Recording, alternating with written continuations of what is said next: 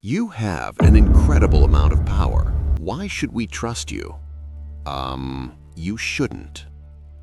Since the launch of ChatGPT, OpenAI hasn't just released a product, it has reshaped the global conversation around artificial intelligence. In just a short time, it became one of the most powerful, influential, and valuable tech companies on Earth. But what's happening behind the scenes is far more shocking than most people realize. From an internal revolt that nearly removed its own CEO to a dramatic shift away from the principles it was founded on, OpenAI's story is filled with power struggles, ethical contradictions, and decisions that could change the future of humanity. This video is the insane, untold history of OpenAI. But it's also something bigger, a journey through the past, present, and future of artificial intelligence and how a single company ended up holding so much control over it. And whether you use AI or not, this is a story that will affect all of us.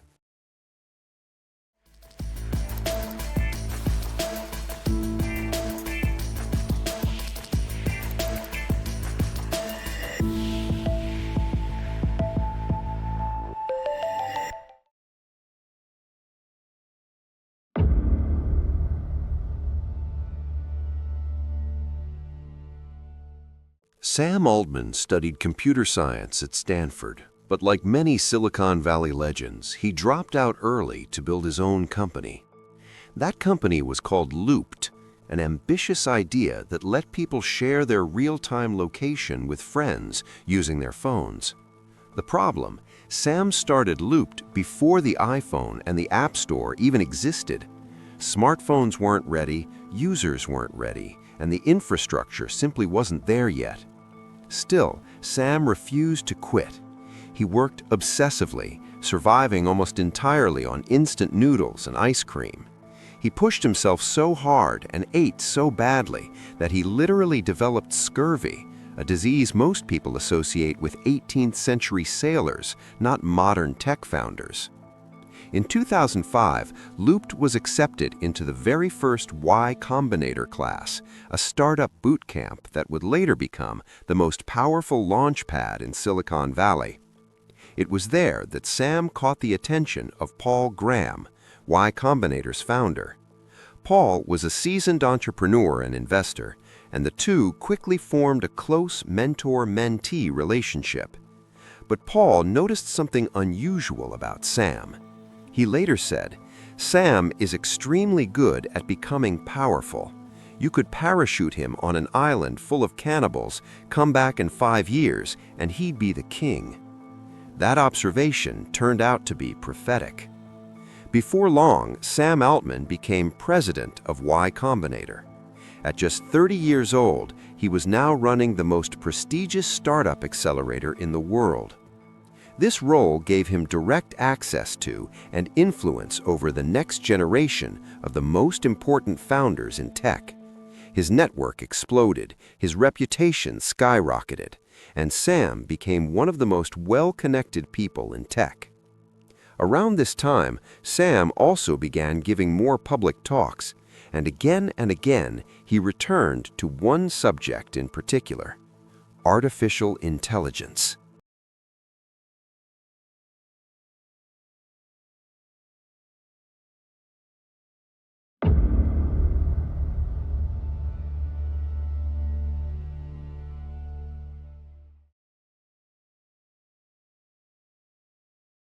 In 2015, Elon Musk was genuinely afraid.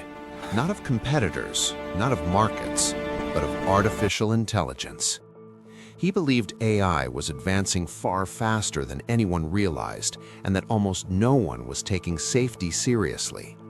"I don't think most people understand how quickly machine intelligence is advancing," he warned.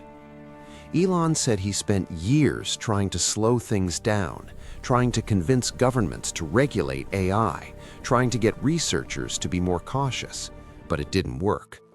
"I tried to convince people to slow down AI," he said. "This was futile."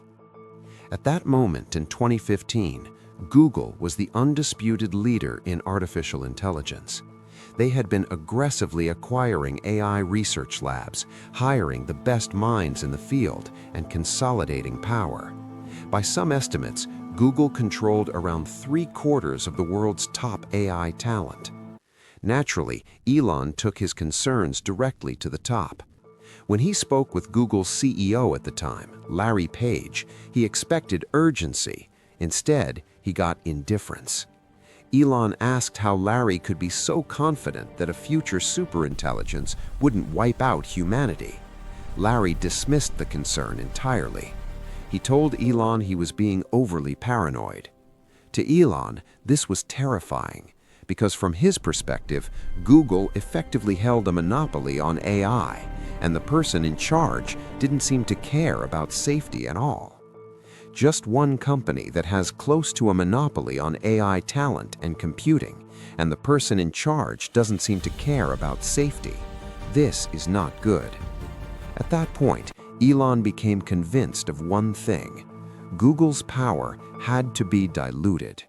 And that belief would soon push him into a partnership with a man named Sam Altman.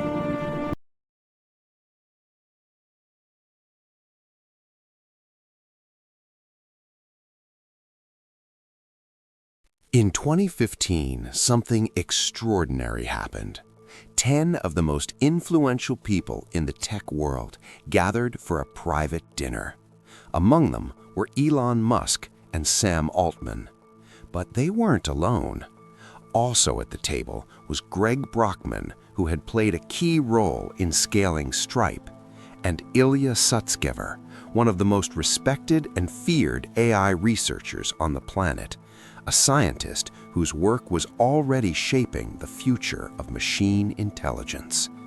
This wasn't small talk. That night, the conversation turned serious, almost urgent.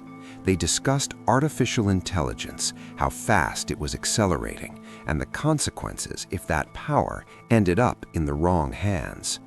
Then came the real question. Could they build an AI company that rivaled Google? Elon said he would commit $1 billion in funding, and with that, the pieces fell into place. Elon would bring the money, Greg would handle operations and execution, Ilya would lead the cutting-edge AI research, and Sam would orchestrate everything. On paper, it was the perfect team. And so, in 2015, OpenAI was born, deliberately structured as a non-profit organization.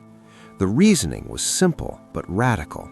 Putting a profit motive behind a technology this powerful could be incredibly dangerous. Instead, AI should be built for the good of the world. They asked themselves, what's the furthest thing from Google? Their answer? An open non-profit. The word open in OpenAI wasn't branding, it was a promise. Open source, transparency, public accountability. They said, we don't want this to become a profit-maximizing demon from hell. In their own words, OpenAI's mission was to build AI safely for the benefit of humanity and to share its breakthroughs freely with the world, not hoard them for private gain. Hence the name, OpenAI. But that promise wouldn't last for long, because very soon, everything would change.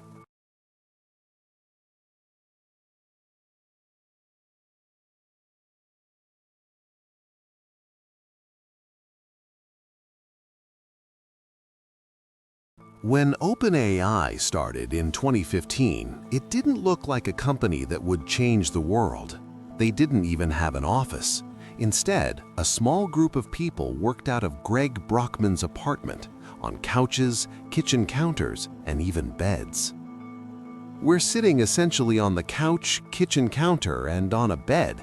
That's where work is getting done. Kinda crazy that something this big got started there. But behind that humble setup was something far more serious. OpenAI had over $1 billion pledged from investors, And that money gave them one massive advantage. They could recruit the best AI researchers in the world almost immediately. At first, though, there was no master plan. They experimented a lot. One major project was building an AI to play Dota 2, one of the most complex multiplayer games ever created. The thinking was simple. If an AI could understand the chaotic, strategic game world of Dota 2, maybe it could one day understand the real world too. Another project? Trying to build a robot butler. One early employee later admitted, "We were just doing random stuff and seeing what would happen." At this stage, neither Sam Altman nor Elon Musk were very involved day to day. Sam was still running Y Combinator, and Elon was busy with Tesla, SpaceX, and everything else. Instead, OpenAI was primarily led by Ilya Sutskev, widely regarded as an AI genius, and Greg Brockman, known for his ability to run complex organizations. What the team lacked in strategy, they made up for with something else: a shared obsession with building AGI, artificial general intelligence.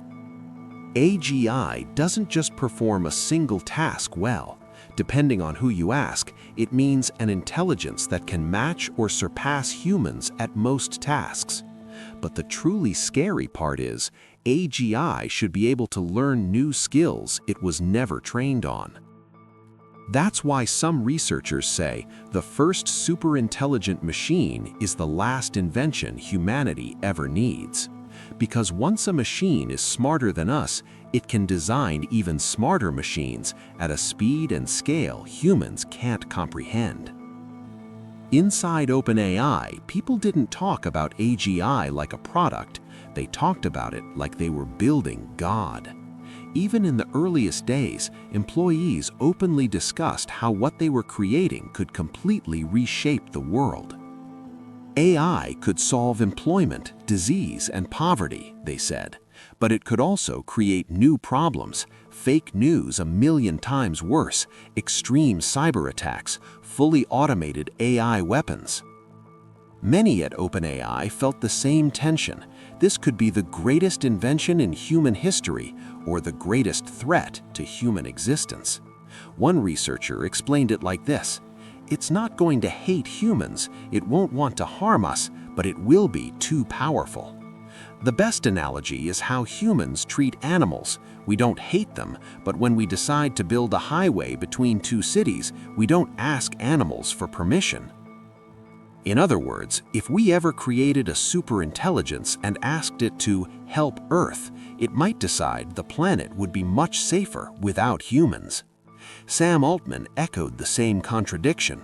On one hand, he said, with AI, we can cure all human disease, we can build entirely new realities. And on the other, if this technology goes wrong, it can go quite wrong. He even admitted, "I think AI will most likely lead to the end of the world, but in the meantime, there'll be great companies." What's ironic is that they were saying all of this back when they were building AI bots for video games, so most people didn't take them seriously. At the time, AI still felt clumsy and primitive. The idea that it could threaten humanity sounded almost ridiculous. Some critics argued that OpenAI talked about AI saving or destroying humanity because it attracted attention, funding, and talent. But based on internal accounts, many of them genuinely believed what they were saying about the power of this technology. And they weren't alone.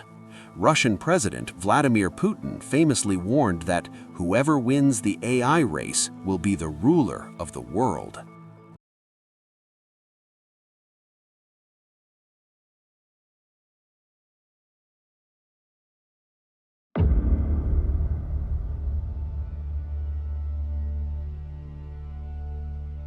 When OpenAI launched in 2015, there was a reason most people weren't paying much attention.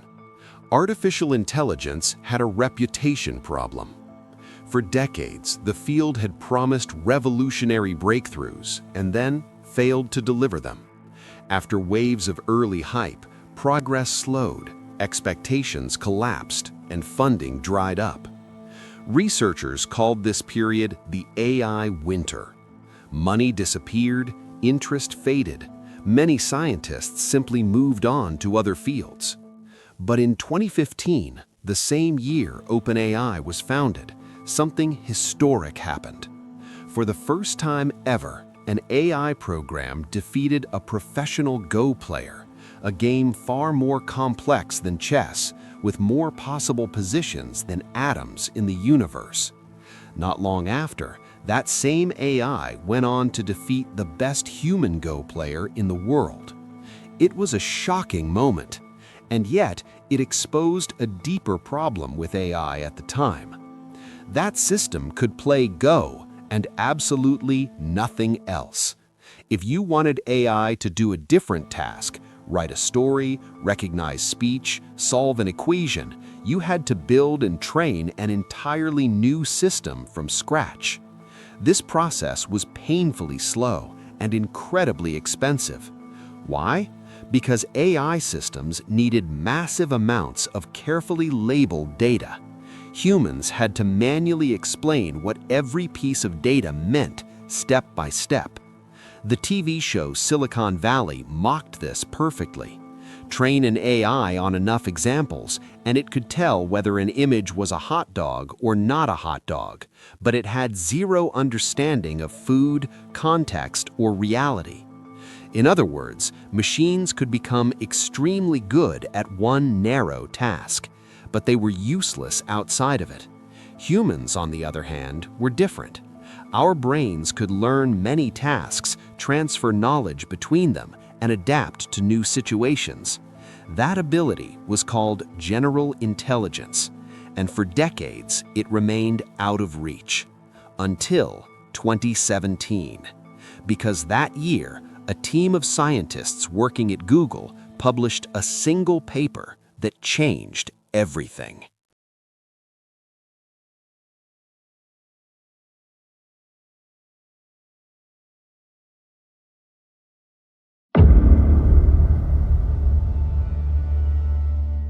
A small team of engineers at Google published a paper with an almost humble title, "Attention is all you need."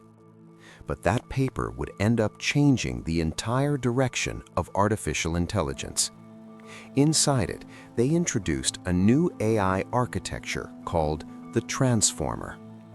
Until this point, AI systems had a massive limitation. They needed extremely specific, carefully labeled data. Humans had to explain everything. This is a hot dog. This is not a hot dog. The Transformer broke that rule. Instead of relying on clean, labeled datasets, it could ingest messy, unstructured, unlabeled data and begin learning patterns on its own. In other words, it could teach itself. And shockingly, it worked.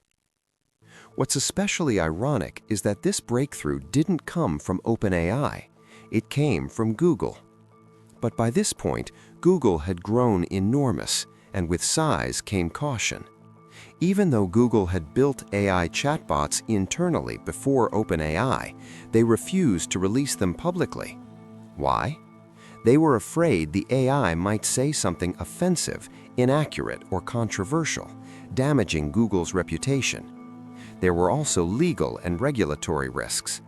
But most importantly, Google feared it could disrupt their search advertising business, the engine that funded almost everything they did. In hindsight, this hesitation turned out to be a huge mistake. Because while Google moved slowly, they left the door wide open for OpenAI to step through, using Google's own invention. When Ilya Sutskever read the Transformer paper, he immediately recognized its world-changing potential. OpenAI quickly became one of the first companies to seriously experiment with this new architecture. And that's where the name GPT came from. Generative, pre-trained transformer. Transformers could process far more data, understand human language dramatically better, and, most importantly, handle almost any query. They weren't narrow anymore. They were general. Thanks to the transformer, OpenAI's progress suddenly accelerated at an incredible pace. You might wonder, why didn't AI researchers figure this out decades earlier? The answer is simple. They lacked two things: compute power and the internet. Ironically, the internet, even though it was never designed for it, became the perfect training dataset for AI. Almost every book, article, forum post, and comment had been digitized. Humanity had unknowingly created the largest training dataset in history. So, OpenAI began feeding everything humans had written into neural networks. These systems became so complex, they were often described as black boxes. We don't fully understand how they work internally. We give them input, and they produce output. But the result was clear. Instead of AI models trained to do one task, these transformer models became incredibly broad. They had effectively been trained on human knowledge itself. You could ask them almost anything. Of course, scraping the internet raised obvious copyright concerns. But Silicon Valley has always followed one rule: ask forgiveness, not permission. OpenAI knew that if they asked publishers, media companies, or platforms for permission, there would be lawsuits, negotiations, and royalty demands. So they didn't ask. They just did it. And it worked. By the time OpenAI reached GPT-2, even they started to get nervous. They feared the model was now so powerful that releasing it as open source, like they had promised, could be dangerous in the wrong hands. So OpenAI announced, due to concerns about malicious applications, we are not releasing the trained GPT-2 model. This decision generated massive publicity. Wired famously ran the headline, "The AI text generator that's too dangerous to make public." OpenAI also refused to disclose exactly what data had been used to train the model. For the first time, cracks began to appear. It was becoming clear that OpenAI might not want to be so open after all.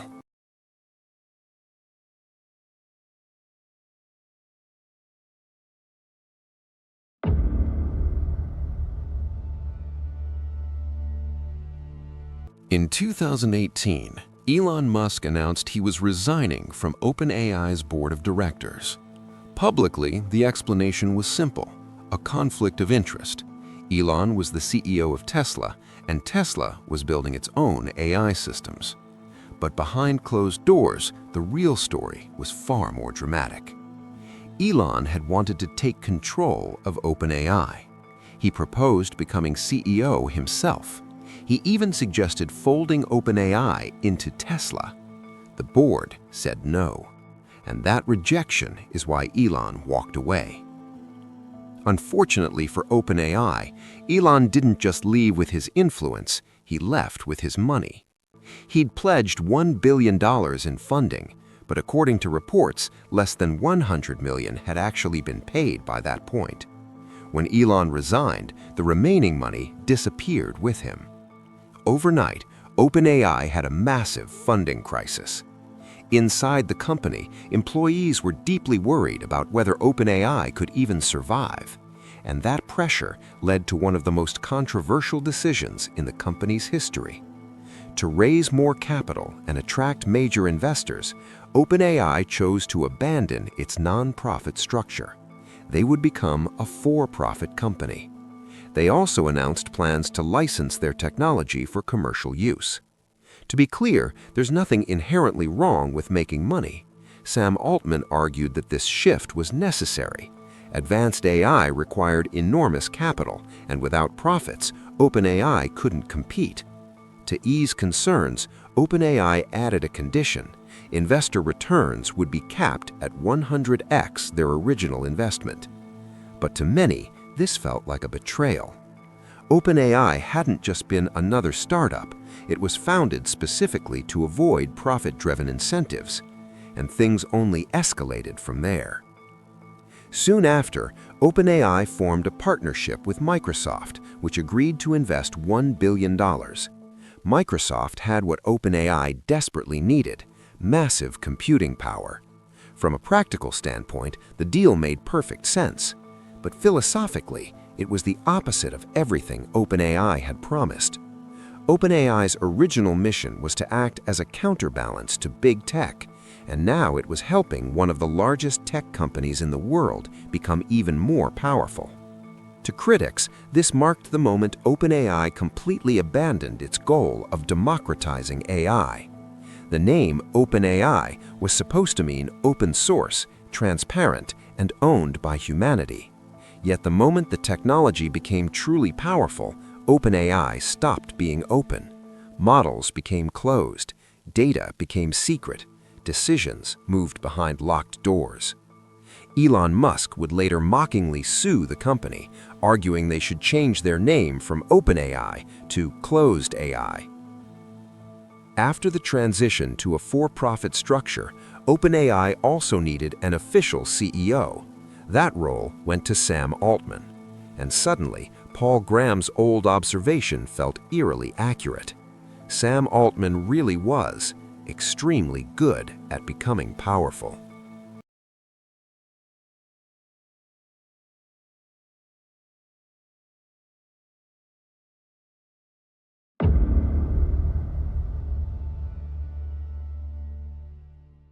In 2020, OpenAI unveiled GPT-3, a language model trained on an unprecedented scale of internet data. At the time, it was impressive to researchers, but mostly invisible to the wider world. The real inflection point came quietly on 30th November 2022, the day OpenAI released a simple chatbot called ChatGPT. Back then, most people had never even heard of OpenAI. There was no keynote, no press tour, no dramatic countdown, just one understated tweet from Sam Altman. Today, we launched ChatGPT. Try talking with it here.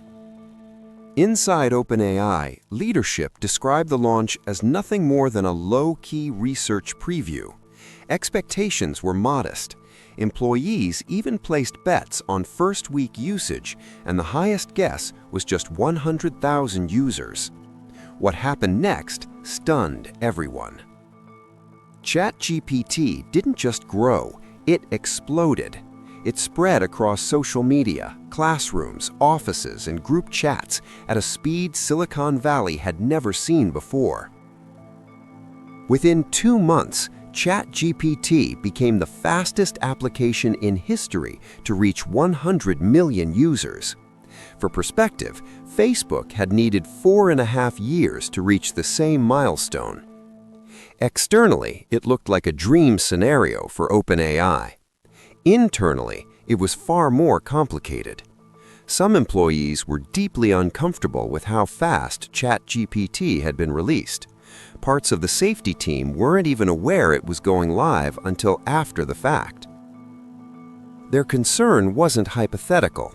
They didn't know how the public might misuse a system this powerful, whether hackers could exploit it to find code vulnerabilities, or criminals could use it to scale fraud and abuse.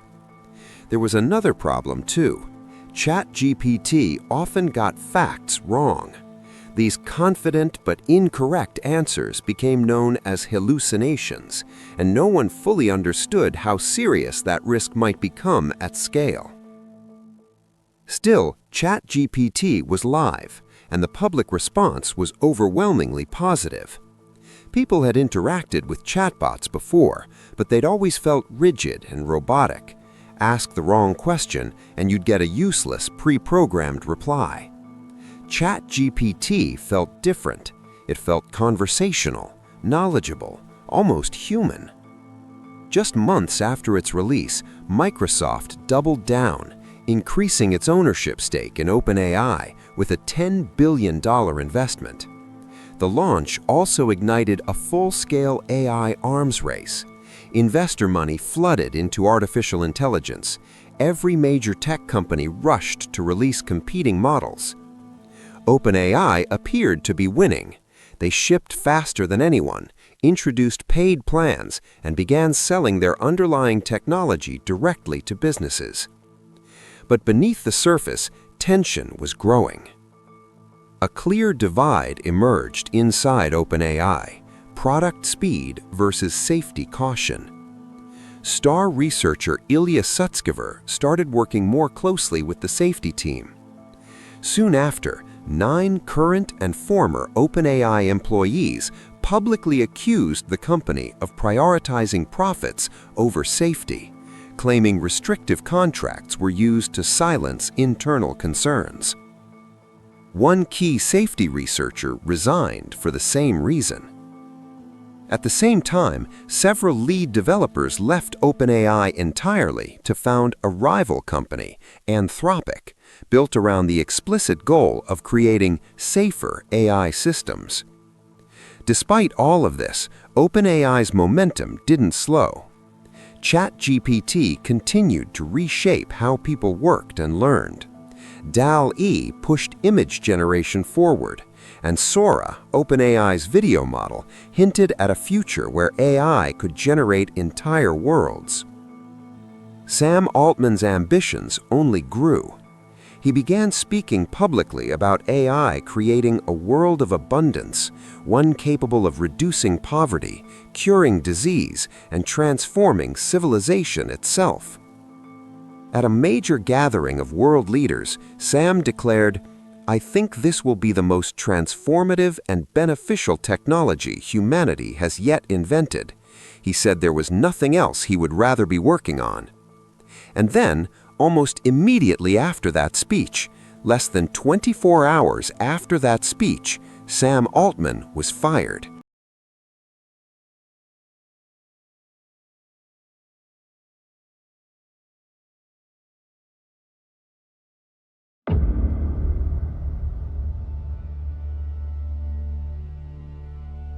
It started with a text. Sam Altman received a message from Ilya Sutskever asking him to join a video call. Sam didn't think much of it. He had no idea what was coming. When the call began, Sam was stunned.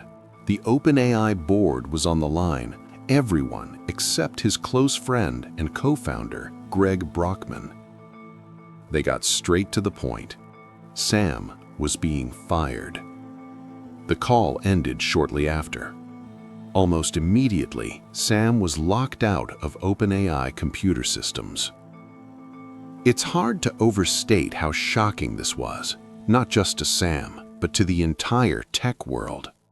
He was the public face of OpenAI, the man most associated with the most important company in AI. And suddenly, he was out. It was Friday, November 27th, 2023.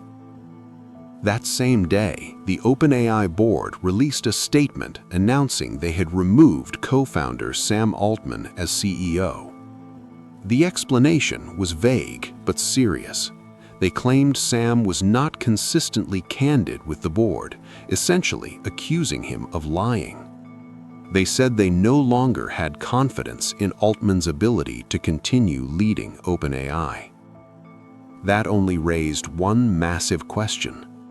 What really happened? Almost immediately, theories began circulating. The board's core accusation was that Sam had repeatedly misled them.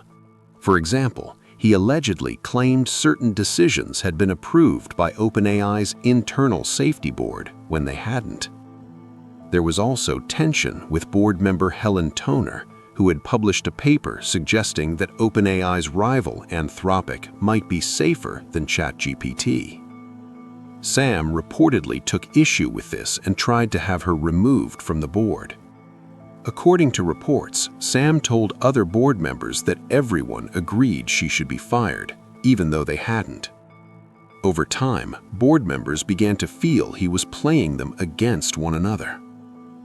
Another theory was about power and distraction. The board was reportedly frustrated that Sam appeared to be building an entire empire outside of OpenAI. He was raising tens of billions of dollars from the Middle East for an AI chip manufacturing venture. He had also launched WorldCoin, a crypto project aiming to give every human a unique digital identity by scanning their eyes. Sam believed AI would eliminate massive numbers of jobs, and systems like WorldCoin could help distribute a future universal basic income. But critics believed the board was uneasy about Sam using OpenAI's technology to fuel his own parallel projects. And then there was the most disturbing theory of all. Some believe Ilya Sutskever turned on Sam because he saw something internally that genuinely scared him. Ilya had been deeply involved in OpenAI's safety efforts. For him to suddenly side against his co-founder sent shockwaves through the AI community. Social media latched on to one chilling question. What did Ilya see? Whatever the real reason, the outcome was clear. On Friday, November 17th, Sam Altman was out, and the board announced they would begin searching for a new CEO. But by Saturday, everything started to unravel. OpenAI employees began to revolt. It started when Greg Brockman resigned in solidarity with Sam. Then, one by one, employees publicly voiced their support. An internal letter was drafted stating that staff strongly disagreed with the board's decision and no adequate explanation had been given. Soon after, a petition circulated. The message was blunt. If Sam doesn't come back, we leave. Nearly all 800 OpenAI employees signed it.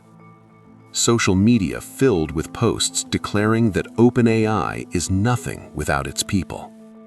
Sam responded to many of them personally, often with nothing more than a heart emoji. Now, it's important to note this wasn't purely emotional loyalty. Just before the coup, OpenAI had been planning a major employee share sale, potentially life-changing money for staff. The chaos threatened to destroy that deal and crater OpenAI's valuation. Keeping Sam meant protecting their future. Either way, the board suddenly faced a mass mutiny, something they clearly hadn't anticipated. Then came the knockout blow. Microsoft announced that Sam Altman and Greg Brockman would be joining them and that Microsoft would hire any OpenAI employee who wanted to leave. At first, the board tried to push forward anyway. They began lining up a replacement CEO. But on Monday morning, the final dagger landed. Ilya Sutskever changed sides. One of the 4 board members who had pushed Sam out signed the employee petition demanding his return. He tweeted, "I deeply regret my participation in the board's actions. I never intended to harm OpenAI. I will do everything I can to reunite the company." Whether this was genuine remorse or the realization that the entire company stood against him is still unclear. But it didn't matter. The moment Ilya flipped, the board lost. If you come for the king, you best not miss. And they had missed. By Monday, negotiations were underway to bring Sam back. The power dynamics had completely reversed. The board had no leverage left. Sam now held all the cards. By Tuesday, a deal was finalized. The board members who had moved against Sam were removed. New board members would be appointed. Sam Altman would return as CEO. Greg Brockman would return as well. Greg posted simply, "We are so back." There was a company-wide party at OpenAI's offices. The atmosphere was electric. What's truly astonishing is the speed of it all. In just 5 days, Sam went from being ambushed and expelled to returning as CEO, his enemies gone, and the entire company publicly loyal to him. Even more striking, Sam would now help choose the new board members, placing him in a stronger position than ever before. As for Ilya, he lost his board seat and left OpenAI entirely just 6 months later. And here's the final irony. Before all of this, Sam had repeatedly said that it was essential the board be able to fire him. Quote, "The board can fire me. I think that's important." He said it often. But when the board actually tried, it turned out they couldn't.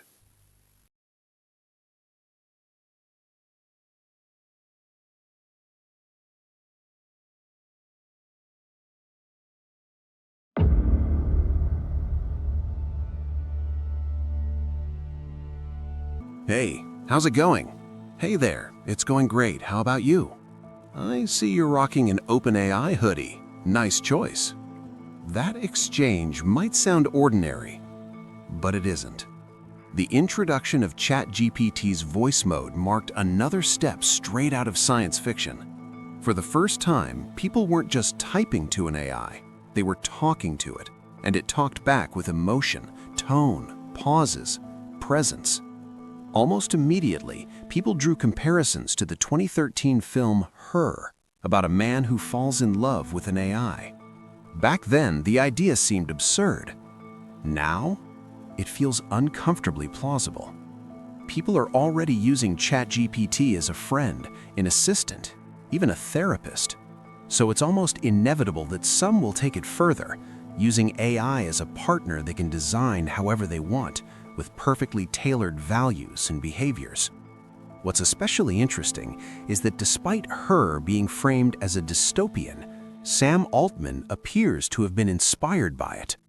He personally reached out to Scarlett Johansson, who voiced the AI in the movie, to ask if she wanted to be a voice for ChatGPT. She declined. OpenAI then released a voice that sounded remarkably similar. So similar, in fact, that Scarlett sued the company after friends and family assumed it was her. Sam denied the voice was based on her, but it didn't help that he tweeted a single word right after launch: her. Still, controversies aside, there's no denying one thing. What OpenAI is building is extraordinary, and the pace of progress is what makes the future so difficult to predict.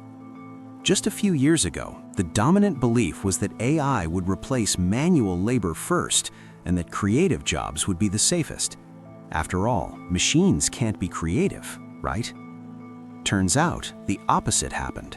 Creative industries were disrupted first. Likewise, not long ago it seemed impossible to imagine anyone challenging Google's dominance in search. Now, millions of people don't Google it. They ask ChatGPT instead. The reality is simple and unsettling.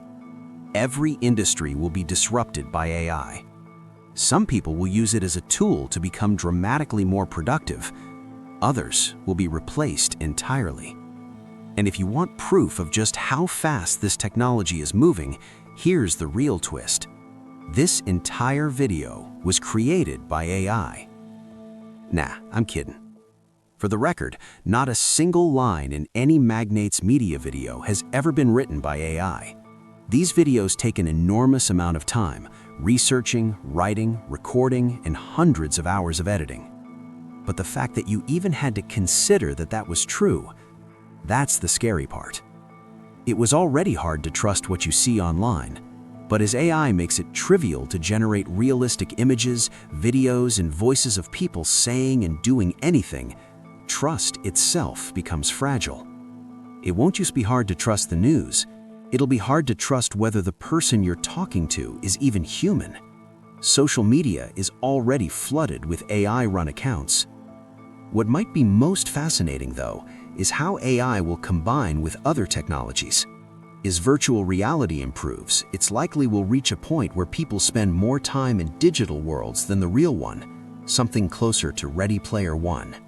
Imagine stepping into an ultra-realistic world, indistinguishable from reality, where you can go anywhere, be anyone, and do anything.